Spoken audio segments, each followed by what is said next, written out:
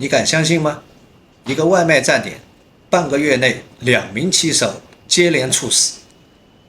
他们不只是同事，还是连襟，一个妹夫，一个姐夫。一个倒在了去饿了么门店的路上，另一个还没出小区就再也没有醒来。他们都在送外卖，都在拼命活着，最后却死在了路上。这背后远不止2个家庭的悲剧，而是一个系统对底层劳动者的冷血绞杀。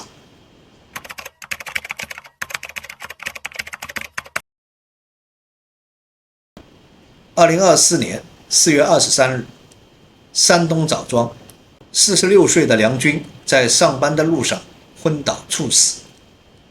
10天后，5月4日，47岁的袁文刚骑上电动车，还没出小区的大门，也倒下了。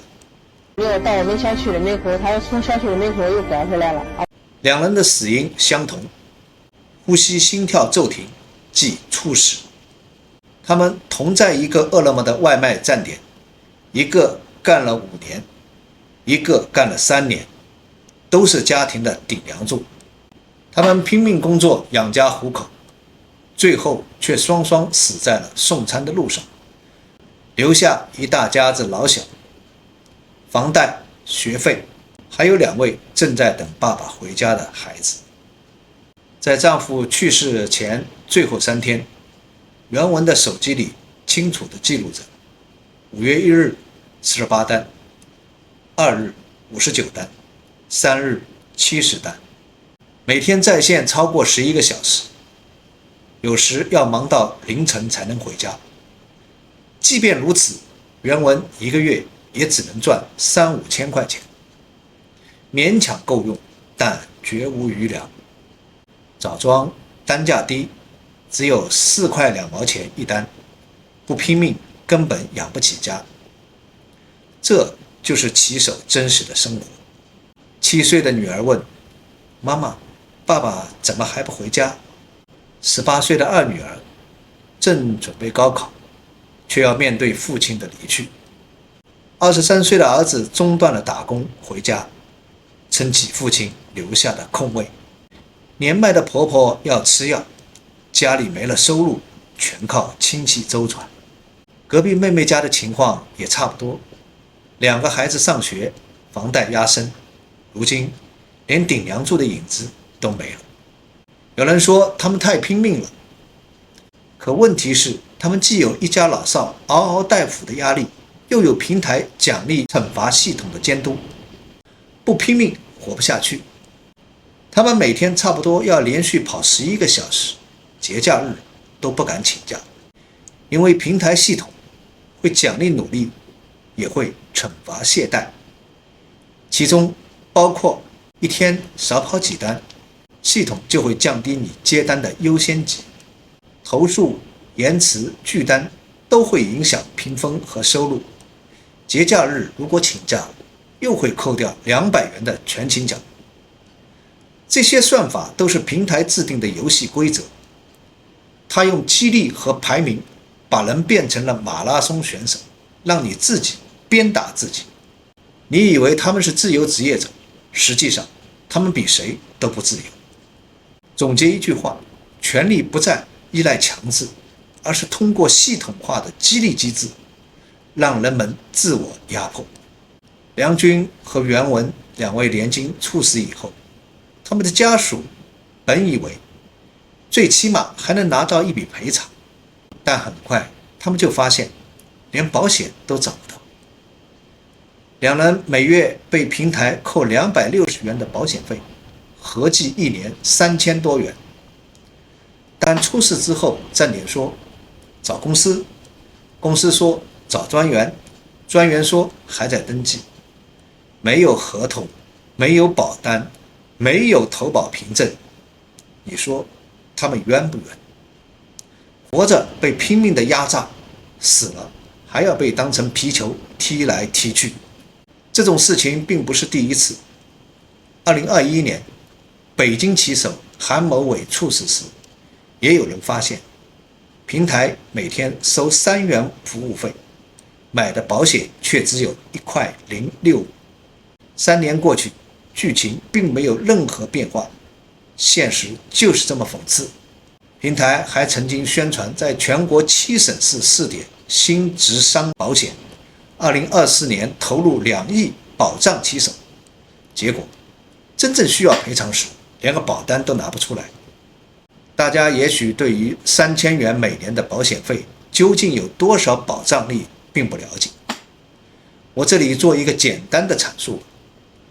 一年3000元保险在中国当前的保险市场中已经足够购买一些较为实用、保障明确的商业保险，远远不是死了连赔偿都找不到的水平。第一，商业意外险，每年交300到500元，保障内容包括意外身故或伤残，能获得30到50万元的赔偿，其中还有意外医疗报销1万到2万元，意外的住院津贴50到100元每天。第二，雇主责任险，当然这是企业为员工投保的，年交几百到几千元不等，保障内容，员工因公意外身故可以赔付20到50万元不等，另外医疗、误工、伤残还有各种补偿补助。第三，还有一种叫专属的骑手团体保险，如果每年付3000元的话，那么这在这个保险里面已经算是高配了。它的保障内容包括意外身故，最高可以赔50到80万元，另外外加意外医疗，还可以有2到5万元的报销。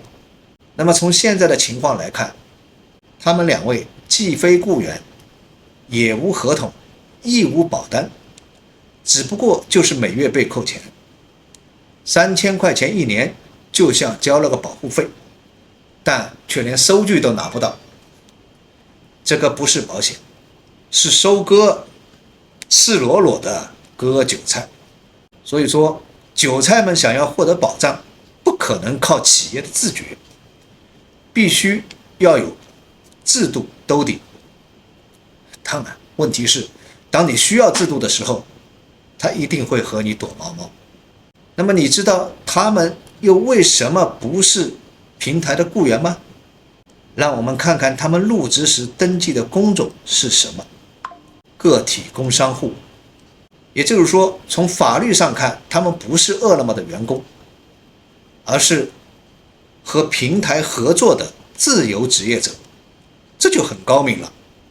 平台不需要给他们交社保，也不需要管工伤、休假、医疗，一旦出事就说我们不是雇佣关系。